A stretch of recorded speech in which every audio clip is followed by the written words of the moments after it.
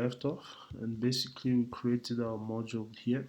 So what we want now is when we click on here, basically to put in the functionalities that when we click on the add button, then the module pops up, and and also when we click on the items, the to-do items, also the item pops up so that we can update the item.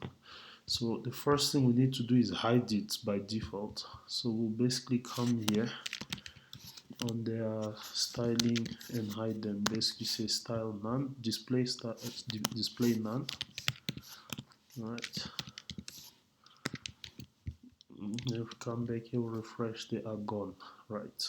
So now we're gonna enter into some JavaScript. So what I'll do is I'll create a new folder. I call it JS, like that. Right, in the JS folder I'll create UI. Basically just name it UI because this JavaScript has to do with the UI, the interface basically, and obviously the JS to show that it's a JavaScript file. Right, so we have the JS there, and I'll just include it in here. Oh, okay, it's already included here at the bottom. I was testing something. So as you can see, it's script. Oh, you know what? Let me just type the whole thing again. So we say script, scripts src for source because we are not writing it it's not within the same file that we are working on. I can write it in here, but I do not want to write it in here. JSUI.js like that. Right, so what I always do to check whether the JavaScript has been inserted properly, I'll just do a simple alert and just say boom, like that. Right, if you refresh, and there it is, there is the boom right there for JavaScript. Right, so the first thing we're gonna do is say UI element is that we're gonna select our two items there. Right, so what I'm gonna do is I'm gonna create a const. I'll call it model cover. Say model cover. Right, I'll say is equals to document dot query equals selector, and what we want is this element here.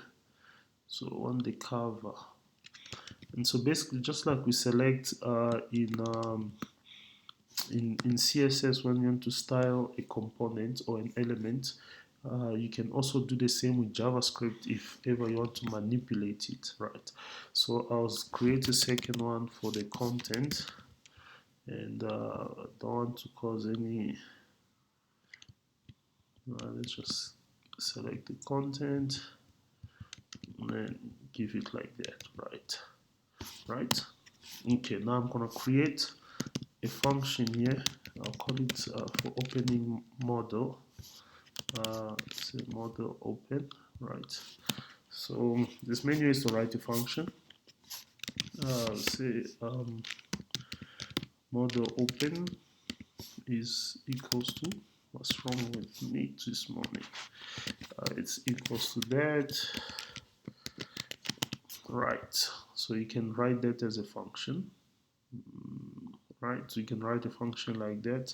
You know what, let me just use the keyword function so that let's call it model open function.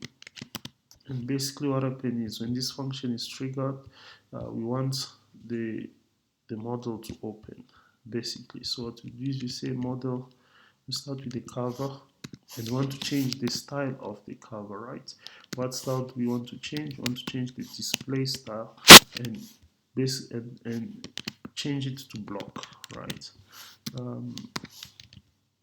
so basically what we are saying, when that when this function is called, right, we're gonna trigger it now, but when it's triggered or it's called, we want this part of the CSS here to be changed from none to block. And of course, if you change it to block, it's gonna show the component, right? So if we come here and refresh, there it is. I realized that I didn't show you a piece. So basically, here it is. Yeah. All right. So what we do then is we come to the button, we say on click, as in when this button is clicked, what we want is that the model open to be triggered like that. So when it's clicked, it must trigger this this function here. Right, just to explain why some of these codes are already here. I recorded this video before and something went wrong and I couldn't, I eventually figured it out, but it was after I stopped recording, so I'm now re-recording. I didn't clean up properly. All right, so that's basically how that works. So if you come here, we click, and then that's what happens. But what we want is we want the content to also appear. So what we'll do is, then we'll just duplicate that, and then we'll put the content right there, right? So if we refresh, and there it is with the content. Okay, so what I want is, obviously want to close it, but I think what I'll do is I'll just put, there's many ways to do it. You can put an X here and X there or whatever, but I think one of the UX, the UX user experience of nowadays is when someone clicks on the cover, the whole model goes. Just come here, let's see, model close, right? So we say cover dot click, right? Is equals to a function. Want it to trigger a function, and in the function we just select these guys here and say none like that, right? Refresh, open, tab, close, open, tab, close, and there it is. We have our first module there. And what you can do just to add some vibes to it, I'm sure we can put it on these guys as well. So let's see, the first to do item, it's that guy there.